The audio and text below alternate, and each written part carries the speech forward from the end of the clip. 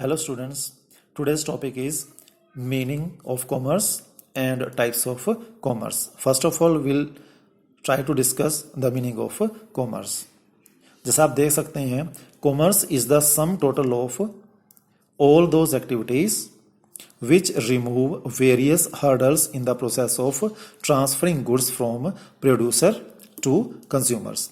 These hurdles may be regarding place, time, risk, finance, person and information, यानी कि वो सारी एक्टिविटीज़ जो कि गुड्स को एक प्रोड्यूसर से लेकर के कंज्यूमर तक ट्रांसफ़र करने के लिए करी जाती हैं, सो उन सब एक्टिविटीज़ को हम क्या बोल सकते हैं, कॉमर्स बोल सकते हैं। और जो हर्डल्स आती हैं इस रास्ते में, वो हर्डल्स किसी भी तरह की हो सकती हैं। प्लेस से रिगार्डिंग हर्डल्स हो सकती हैं, यानी कि गुड्स बनते एक प्लेस पर हैं लेकिन डिस्ट्रीब्यूट उसको अलग अलग प्लेस पर करना पड़ता है, ये एक काफ़ी दिक्कत वाली बात होती है। टाइम की हो सकती है, उनको स्टोर करके रखना पड़ेगा, उसी टाइम पर नहीं बिकेंगे। इसी तरीके की रिस्क, फाइनेंस, पर्सन और इन्फॉर्मेशन के रिगार्डिंग जो है डिफरेंट जो हर्डल्स हो सकती हैं। इन सब हर्डल्स को दूर करने के लिए जो भी एक्टिविटीज़ करी जाएंगी उन सबको मिला करके हम क्या कहेंगे, कॉमर्स कहेंगे।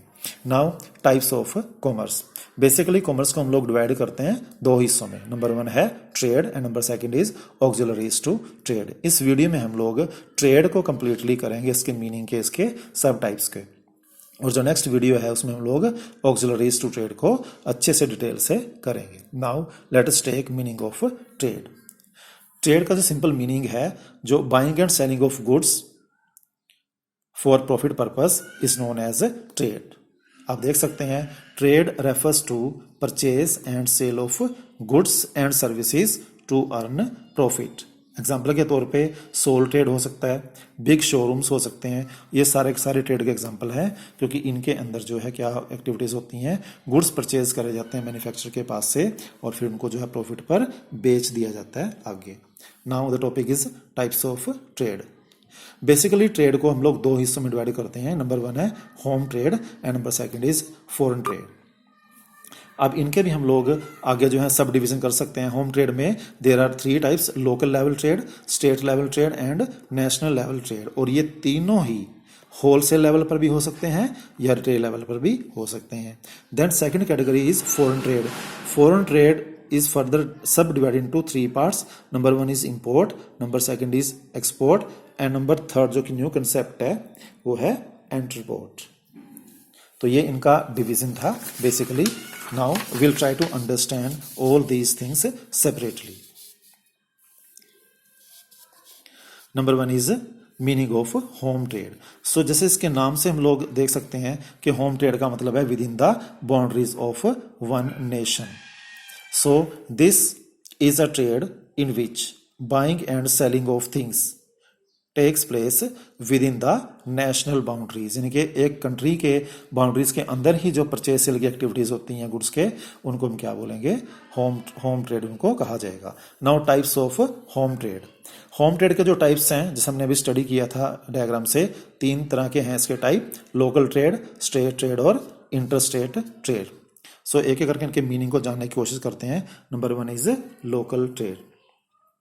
सो in this trade buying and selling of things takes place within the boundaries of a district, यानी कि एक डिस्ट्रिक्ट के बाउंड्रीज के अंदर ही बिजनेसमैन जो है वो डीलिंग्स करते हैं, गुड्स को बेचते खरीदते हैं, तो उसको हम क्या कहेंगे, लोकल ट्रेड कहेंगे। एग्जांपल के तौर पे हम लोग ले सकते हैं, फ्रेश फ्रूट्स होते हैं, स्वीट्स होती हैं, वेजिटेबल्स जो जल्दी खराब हो जाती हैं, वो एक विलेज से दूसरे विलेज तक बिक सकती हैं, एक टाउन में बिकती हैं, एक सिटी में बिकती हैं, तो उन्होंने उस डिस्ट्रिक्ट को क्रॉस नहीं किया तो उनको क्या कहा जाएगा, लोकल ट्रेड कहा जाएगा इस ट्रेड को। Then second is state trade. नाम से ही हम लोग बता सकते हैं कि अगर जो ट्रेड की एक्टिविटीज़ हैं परचेज और सेलिंग की, अगर वो बाउंड्रीज क्रॉस कर लेती हैं डिस्ट्रिक्ट की, लेकिन स्टेट की बाउंड्रीज क्रॉस नहीं करती। एग्जाम्पल के तौर पे अगर डिफरेंट प्रोडक्ट्स हैं, पल्सेस हैं, इसमें कॉर्न है, यूटेंसिल्स हैं, वो एक स्टेट के डिफरेंट डिस्ट्रिक्ट्स में बिकती हैं। जैसे मान लो हरियाणा में अंबाला से सामान जो है बन करके कुरुक्षेत्र में, करनाल में और भी डिस्ट्रिक्ट में बिकता है, लेकिन हरियाणा के बाहर अगर उसको नहीं बिकेगा वो सामान, तो उसको हम क्या कहेंगे, स्टेट ट्रेड उसको कहा जाएगा, क्योंकि उसने स्टेट की बाउंड्रीज को क्रॉस नहीं किया है। Then third is interstate trade. इसको हम लोग नेशनल ट्रेड भी कह सकते हैं। इंटरस्टेट ट्रेड का मतलब क्या है, इसमें एक कंट्री के जितने भी स्टेट्स हैं उन सभी स्टेट्स के जो बिजनेसमैन हैं आपस में डीलिंग करते हैं और जो गुड्स हैं वो ट्रांसफर होते हैं, बिकते हैं वहां पर. So in this trade the trade activities are carried on among different states of country.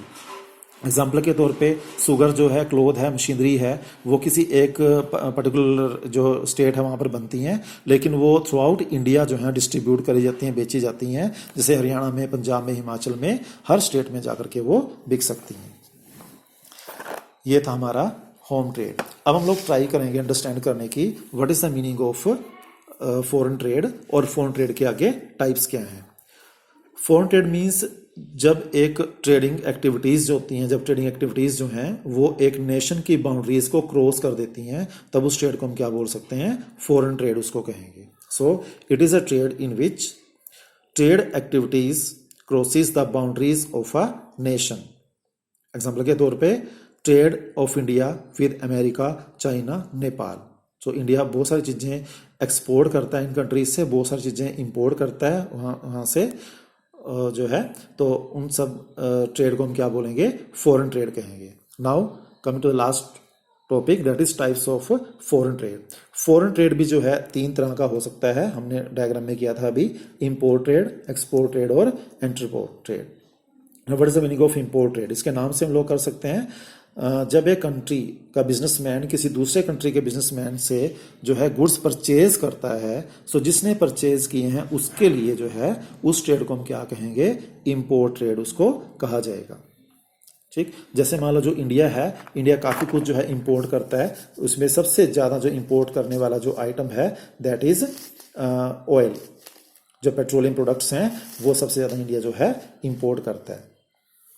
और इंडिया कहाँ से इंपोर्ट करेगा, ये जितने भी हमारे जो है ईरान कंट्री है जैसे हमारे आसपास, वहाँ से बेसिकली जो है ये पेट्रोलियम प्रोडक्ट्स जो है परचेज करेगा. सो इंडिया के लिए वो क्या माना जाएगा, इंपोर्ट माना जाएगा. Now export trade means when a businessman of a country sells some goods to the businessman of another country. यानी कि जब एक कंट्री का बिजनेसमैन किसी दूसरे कंट्री के बिजनेसमैन को कोई गुड्स जो है बेचेगा, तो जिसने वो गुड्स बेचे हैं उसके लिए वो क्या कहा जाएगा, एक्सपोर्ट कहा जाएगा. एक्सपोर्ट ट्रेड उसको हम लोग बोलेंगे. ठीक है.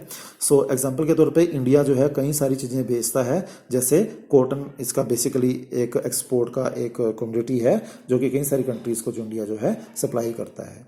सो जब एक कंट्री का बिजनेसमैन किसी दूसरे कंट्री के बिजनेसमैन को गुड्स बेचता है, so that is known as export trade. Now the third one which is new term that is एंटरपोर्ट.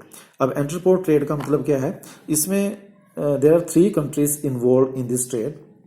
When a country imports some goods from another country, one activity, and now 2 different countries are involved, then exports these goods to some third country. मतलब जब एक country जो है किसी दूसरे country के पास जो है गुड्स परचेज करेगा, उसके बाद वो किसी तीसरे कंट्री को उन्हीं गुड्स को जो है वो आगे प्रॉफिट पर बेच देगा.